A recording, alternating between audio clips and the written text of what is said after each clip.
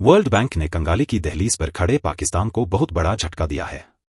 इस international organisation ने जरूरी शर्तों को पूरा न कर पाने के कारण पाकिस्तान को मिलने वाले $500 मिलियन के लोन को रद्द कर दिया है। बैंक ने कहा है कि अब करंट फाइनेंशियल ईयर में पाकिस्तान को कोई लोन नहीं मिलेगा और भिखारी पाकिस्तान भीख को तरसेगा। आइए जानते हैं पूरी खबर। वर्ल्ड बैंक ने पाकिस्तान को दिया जाने वाला $500 मिलियन से अधिक का बजट सपोर्ट लोन रद्द कर दिया है। बैंक का कहना है कि पाकिस्तान तय समय सीमा के अंदर महत्वपूर्ण शर्तों को पूरा करने में विफल रहा है।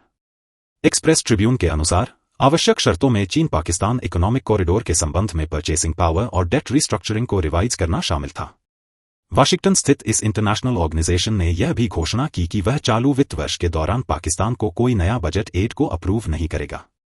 इसे पाकिस्तानी इकोनॉमी के लिए बहुत बड़ा झटका बताया जा रहा है।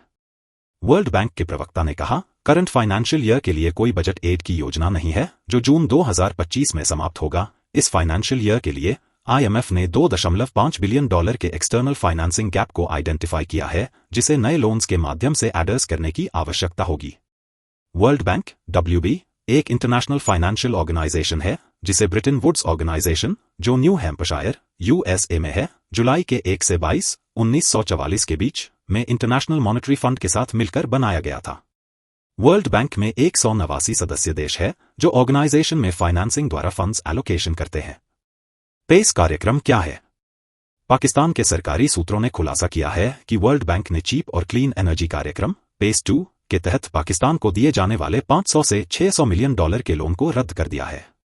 समाचार एजेंसी ANI के हवाले से बताया गया है कि शुरुआत में $500 मिलियन निर्धारित की गई लोन अमाउंट को बाद में बढ़ाकर $600 मिलियन कर दिया गया, ताकि पाकिस्तान के बाहर से लेने वाले लोन के अंतर को दूर किया जा सके। पेस कार्यक्रम को वर्ल्ड बैंक ने जून 2021 में मंजूरी दी थी, जिसमें $400 मिलियन की पहली किस्त पहले ही जारी की जा चुकी है। पाकिस्तान ने किन शर्तों को पूरा नहीं किया? इस कार्यक्रम की दूसरी किस्त कई शर्तों को पूरा करने पर निर्भर थी, जैसे कि सभी इंडिपेंडेंट पावर प्रोड्यूसर्स IPP के साथ बातचीत करना, खासकर CPEC के तहत बनाए गए चाइनीज पावर प्लांट्स के साथ। यह पाया गया कि CPEC से संबंधित पावर प्लांट्स के साथ समझौतों पर फिर से बातचीत करने में कोई प्रगति नहीं हुई है, क्योंकि चीन ने लगातार इन सौदों पर फिर से विचार करने या इन पावर प्रोजेक्ट्स के लिए पाकिस्तान को दिए गए लोन को चुकाने की समय सीमा को बढ़ाने से इनकार कर दिया है, जो लगभग $16 बिलियन है। पाकिस्तान में बिजली की कीमतें नहीं हुई कम। बिजली की लागत कम करने के लिए पाकिस्तान सरकार 1994 और 2002 की नीतियों के तहत स्थापित पावर प्लांट्स के साथ पावर एग्रीमेंट्स पर फिर से बातचीत कर रही है। चाइनीज ओनरशिप वाले पावर प्लांट्स, 4 LNG बेस्ड और 2 न्यूक्लियर प्लांट्स सहित कई सरकारी प्लांट्स के साथ 2015 की एनर्जी पॉलिसी के अंतर्गत आते हैं। हालांकि सरकार ने अभी तक 22 से अधिक एनर्जी कॉन्ट्रैक्ट्स पर बातचीत करने की कोशिश की है, लेकिन बिजली की कीमतों में कोई महत्वपूर्ण कमी नहीं की गई है, जो 65 पाकिस्तानी रुपए PKR से 70 PKR तक बनी हुई है। वर्ल्ड बैंक ने पाकिस्तान को लेकर क्या कहा?